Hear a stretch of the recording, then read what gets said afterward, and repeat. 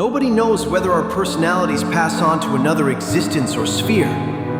But if we can evolve an instrument so delicate to be manipulated by our personality as it survives in the next life, such an instrument ought to record something. Thomas Edison, 1928.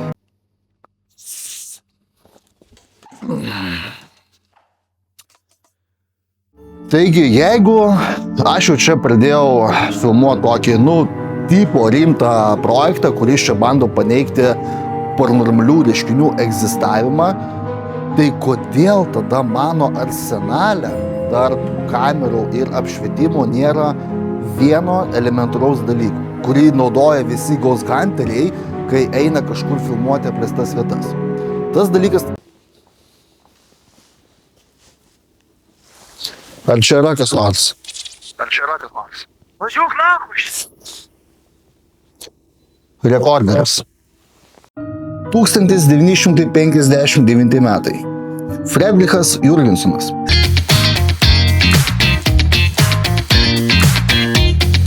Sėdi parke ir įrašinėja paukščių garsus. Vėliau grįžęs namo, jis įsijungia garsą ir išgirsta pašalinius balsus garse. Nors, kaip jisai pats teigia, jog nieko šalia tuo metu jo nebuvo. Ir iki pat savo mirties jisai visus tikino, jog visi jo daryti įrašai yra tikri.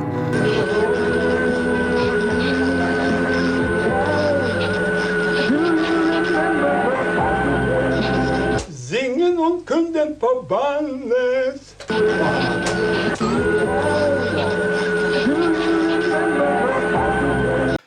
Ir visi tuo tikėjo. 2005 metais režisierius vardu Geoffrey Sachs išleidžia filmą pavadinimu White Noise, kuris prasideda štai nuo tokių žodžių. What you are about to hear is real. It has not been edited or enhanced.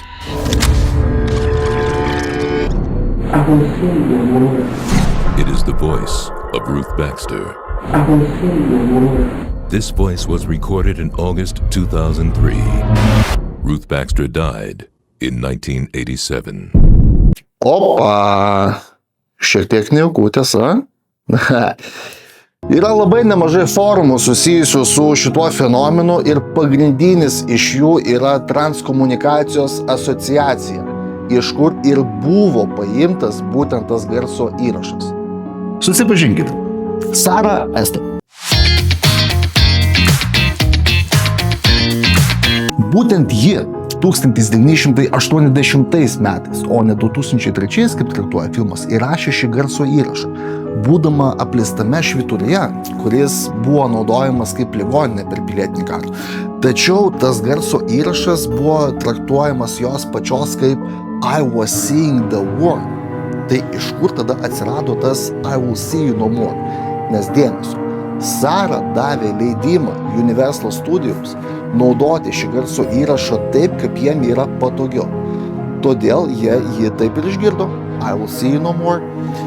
Ir, kas svarbiausia, Saros Baxter niekada neegzistavo šitą filmą, nes jos tiesiog neegzistavo kaip žmogaus ir ji niekada nesakė šitos frazės. Šiaip, realiai Sara Estes turėjo labai daug visokių garso įrašų ir, tasme, visi tuo tikėjo, nes, tais laikais buvo priimta viskuo tikėti, absoliučiai viskuo. Va, ir netgi yra vienas garso įrašas, kur jai groja Bethovenas.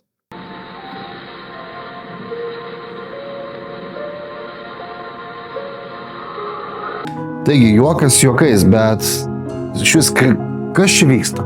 Vat kas čia vyksta? Yra toks vienas labai įdomus fenomenas pavadinimu klausos pareidolyje. Klausos pareidolyje.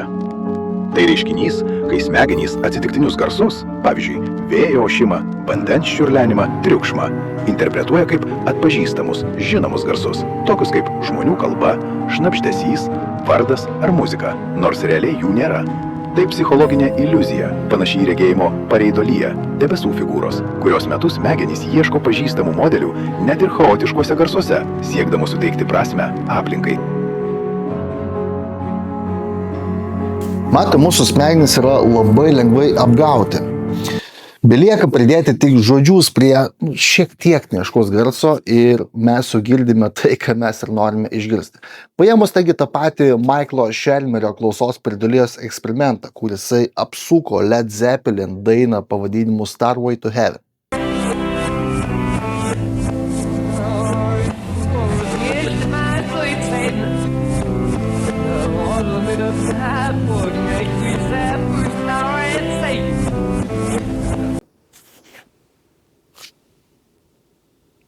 Kas čia per kalba? Gal lenkų, blet? Now I will prime your auditory part of your brain to tell you what you're supposed to hear and then hear it again.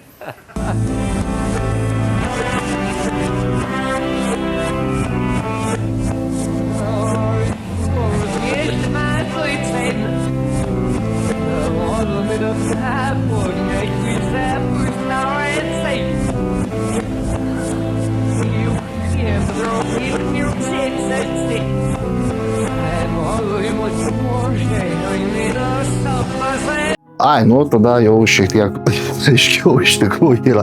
Ok, tai vienu žodžiu apie personažus mes jau įsiaiškinom, tačiau kaip iš vis tas viskas veikdavo? Kaip iš vis viskas buvo įrašinėjimo ir taip toliau? Tai buvo labai paprastai. Buvo naudojamas radio bangos ir rekorderis. Buvo įjungiamas lygus garso signalas per radiją ir buvo įjungiamas diktofonas. Ir jie patekdavo ant tokio fenomeno, kuris vadinasi kryžminė moduliacija. Kryžminė moduliacija yra reiškinys, kai vieno signalo amplitudė arba dažnis moduliuojamas kito nepageidaujamo signalo įtaka. Tai yra netiesinis efektas, dažnai pasitaikantis elektroniniuose prietaisuose, ypač radio imtuvuose, stiprintuvuose ir garso technikoje. Kryžminė moduliacija atsiranda, kai du ar daugiau skirtingų dažnių signalų vienu metu patenka į netiesinį grandinės elementą, pavyzdžiui, tranzistorių, diodą ar stiprintuvą, veikiantį už savo linijinio diapazono ribų. Paėmus kaip pavyzdį, radio imtuve stiprus netolies esančios stoties signalas gali sukelti kryžminę moduliaciją ir persipinti su silpnesniu norimu signalu. Todėl eteryje girdimas abiejų stočių turinys vienu metu. Būtent taip ir atsirasdavo pašliniai balsai pas Frederichą Jurgensoną bei I Was Seeing the War pas Sarah Est. Ok, su radio bangomis bei balto garso signalas mes jau išsiaiškinom, bet jūs taigi sakysit, o tai kodėl, taigi čia visi Ghost Hunteriai eina į apleistas vietas tik su rekorderiais, taigi neima ten nei radio, nei teliko su savimi apleistą vietą. Tai, šiaip viskas ok, bet dabar bus įdomiausia dalis. Susipažinkite, pats geriausias lavonų diktofonas yra Panasonic RR-60.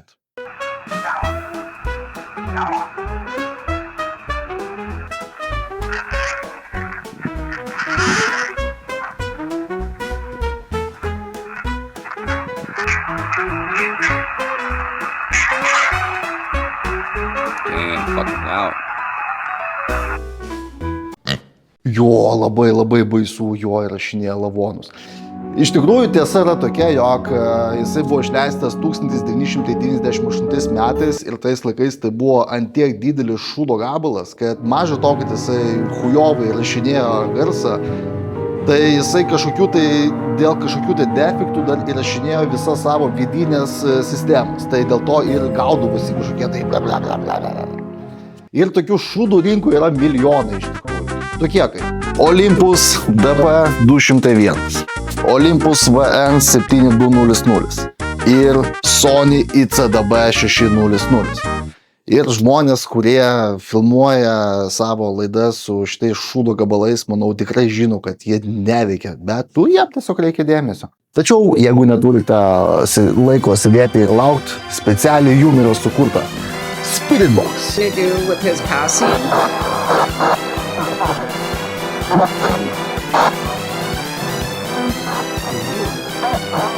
It sounded like it laughed and it said not much.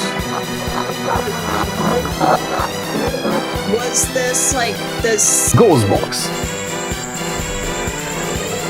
Why can't you answer me directly every time?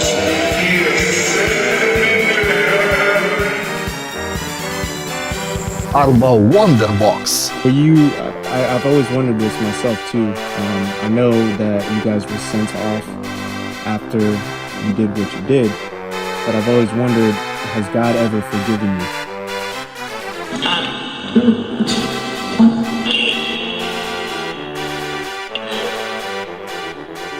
No? Ir šitų šūdų rinkoje yra milijonai ir jie visi veikia. Jie visi veikia, kas yra svarbiausia. Visada prasidėjo 1977 metais, kai Billas O'Neillas sukūrė Spirit.com prietaisą, o vėliau prisijungė ir Frankas Samptonas, kuris sukūrė Frankboxą. Visi jie veikia vienu principu. Tiesiog šokinėjo per radio bangas ir ieškojo vaiduoklių.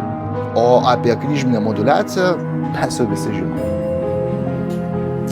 Kas liečia senus audio, tai nėra jokių fiksacijų, kaip tas buvo įrašinėjama. Todėl galima manyti, jog viskas tai buvo netikra. Viskas buvo fake. Ir kodėl aš taip manau?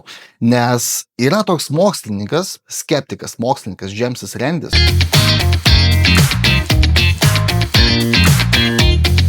kuris yra sukūręs konkursą, jog jeigu pavyktų kažkam susisiekti su pomirtiniu pasauliu, tas žmogus arba komanda gautų $1 milijoną. Tačiau iki šios dienos ne vienas Ghost Hunteris arba kažkokia tai komanda to nepadarė, nes eksperimentas buvo kontroliuojamas. 1999 metai. Skull Experiment. 4 mediumai susirinka žmonėm įrodyti, jog pomirtinis pasaulis egzistuoja. While it was recording, nothing unusual was seen. But when the tape was played back, these remarkable images had mysteriously appeared.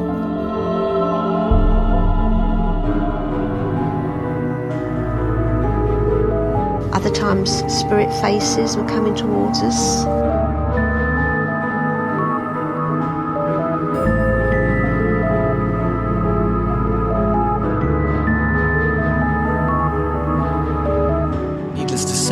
Impossible that video feedback was responsible for these images. Ir va, yra taigi dokumentinis. Ten jam viskas gavosi, viskas taip toliau. Ir man visi Ghostbusteriai su savo diktofonais sakys, taigi va, žiūrėk, mes turim įrodymų. O aš pasakysiu, kad yra šlamštas, blet, o ne dokumentinis. Na. Pradėkim nuo to, jog mediumai patys viską kontroliavo eksperimentų metu. Tamsą, sąlygas, kokia įranga yra naudojama.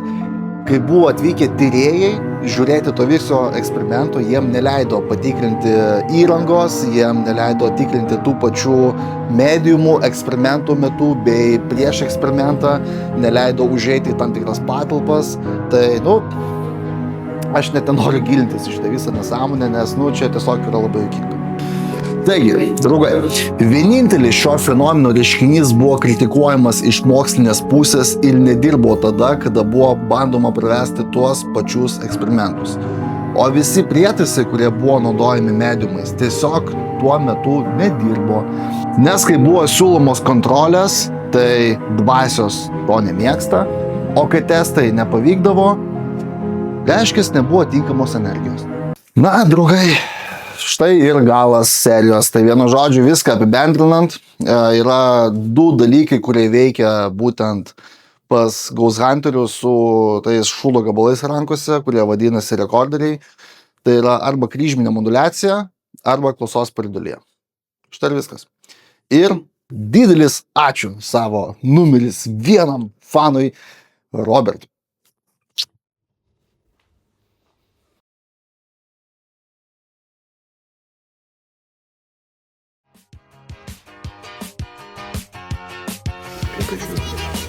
Tada pamiršau žodžius.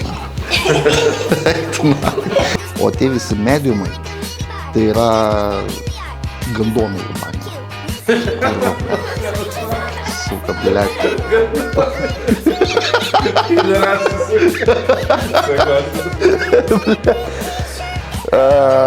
Gerai, ir naujo. Čia va dar kol kas.